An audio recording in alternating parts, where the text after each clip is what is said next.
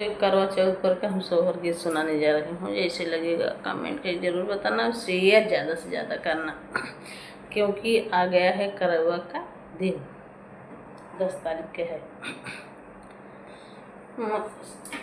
आंगने में बैठी है सासू तो बहू, अर से रजकार बहू, अर से रजकार हो। बहुअर नहीं आए तो हरा वीरनवा करौआ, कैसे पूजबू करौआ, कैसे पूजबू। एतनी बचन सुनी बहुअर तमनवा उदास, तमनवा उदास हो।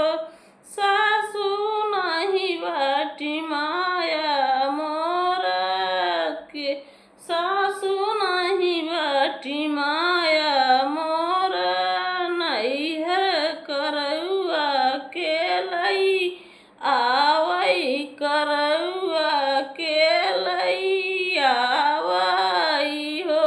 सासू नहीं बाटी नैहर में माया मोर, करौआ के लई आवई, करौआ के लई आवई हो।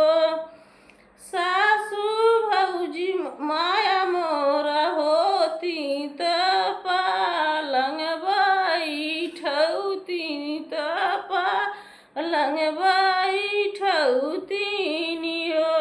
सासू भौजी मोर नाही दई पीढ़ैया, त भौजी मोर नाही दई पीढ़ैया हो। बैठै के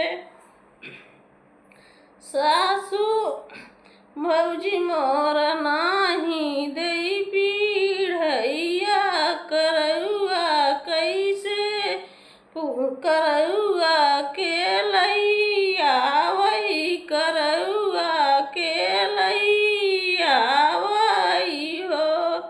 सासू माया मोर होती कुछ दुरिया पहुँचौती, त भौजी न डेहरिया डकावई, त भौजी न डेहरिया डकावई हो।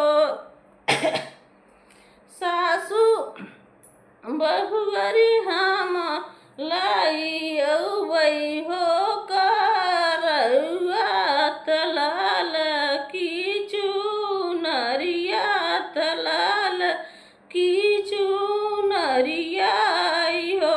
बहुअर तुहु पूजौबई हम, करौआ त होई पूजौबई हम, करौआ हो। बहुअर तुही पूजू हो, करौआ त आई गए करौआ के दिन। हेलो दोस्तों, इस जल्दी से नटाई नहीं चल रहा है, आप इके ज़्यादा से ज़्यादा शेयर करत जा और लाइक के है, सब्सक्राइब के है। कल हम फोन ऐसे करोगे पर ये सब के सुनाओ, सब बना रहा जा, बहुत शेयर कर दे है दोस्तों। नटाई को वजह से चलत नहीं हमार, नटाई जाम हो गई जल्दी से।